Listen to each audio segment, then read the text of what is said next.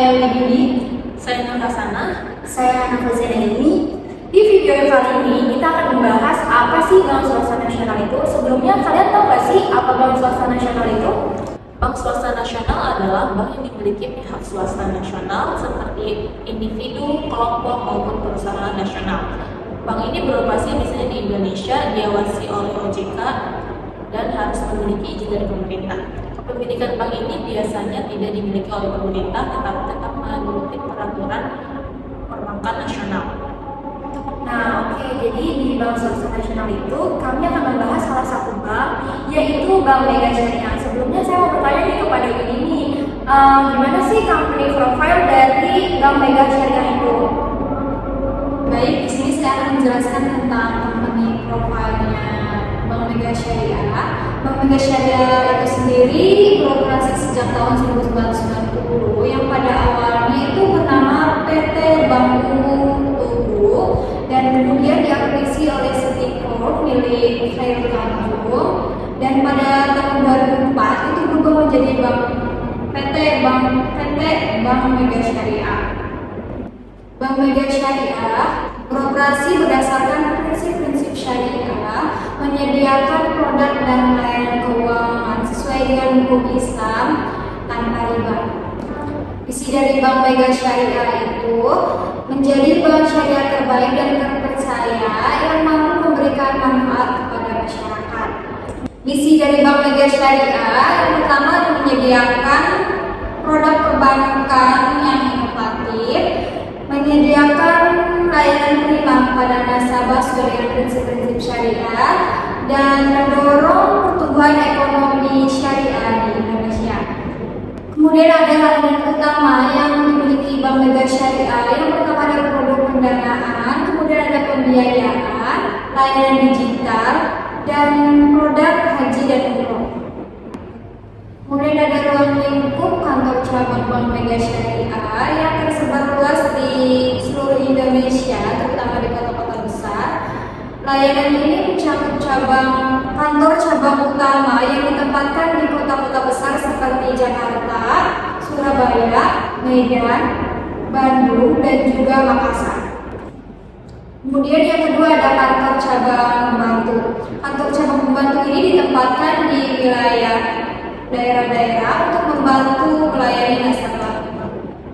Kemudian ada yang terakhir itu kantor kas. Unit-unit kecil ini diletakkan di wilayah strategis untuk mendekatkan layanan kepada nasabah. Dengan jaringan yang luas ini, Bank Mega Syariah berkomitmen untuk memberikan layanan perbankan yang mudah diakses oleh seluruh lapisan masyarakat di seluruh Indonesia.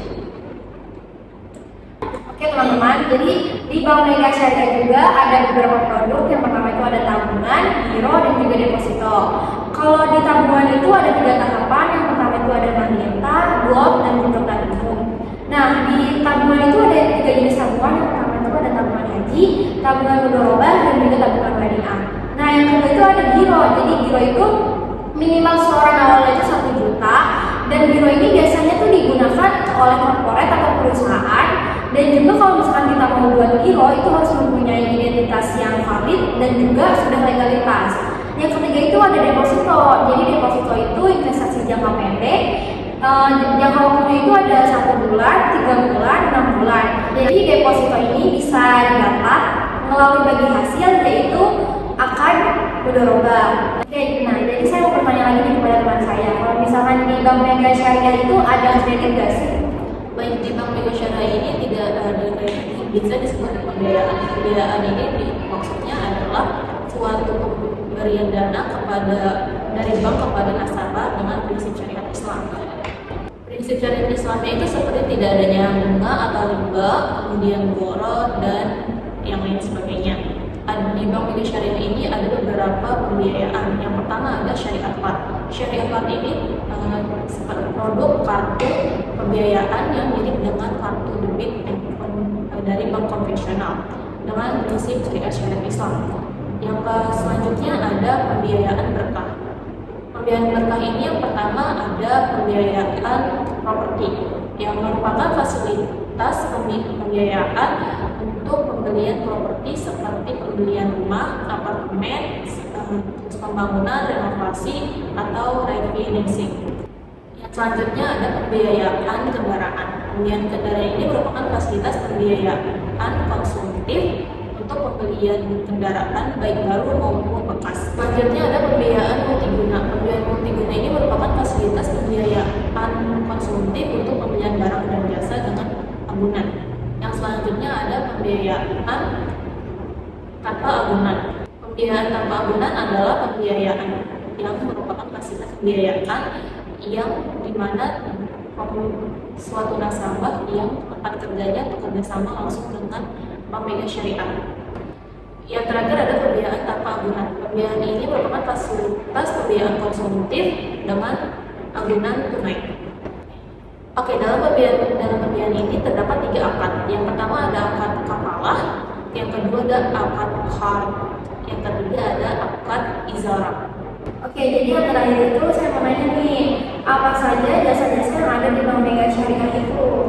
Nah, jadi kalau untuk jasa di Bank Mega Syariah itu ada 3. Yang pertama biaya fasilitas, yang kedua ada set deposito box, yang ketiga ada biaya dana talangan. Nah, biaya fasilitas di Bank Mega Syariah itu mengacu kepada biaya yang dikenakan untuk menutupi operasional atau penggunaan layanan tanpa melibatkan unsur riba. Nah, selain biaya fasilitas masih ada nih biaya-biaya lainnya seperti biaya administrasi, biaya akad, dan biaya pemeliharaan rekening. Nah, safe deposito box itu fasilitas penyimpanan aman yang disediakan bagi nasabah untuk menyimpan barang berharga seperti surat berharga, perhiasan, dokumen-dokumen penting, dan barang berharga lainnya. Nah, kalau untuk biaya dana talangan itu biaya yang dikenakan kepada nasabah ketika bank memberikan talangan dana untuk kebutuhan tertentu, contohnya seperti haji dan umrah. Oke, jadi gimana nih, kalian udah ngerti kan apa itu bank swasta nasional? Jadi kesimpulannya adalah bank swasta nasional adalah dana yang dimiliki oleh pihak swasta maupun dari individu ataupun perusahaan. Dan bank swasta nasional syariah itu bank yang dimiliki oleh pihak swasta maupun dari individu atau perusahaan yang memiliki syariah-syariah tertentu. Oke, baik, mungkin itu saja yang bisa kami sampaikan. Kurang lebihnya mohon maaf. Assalamualaikum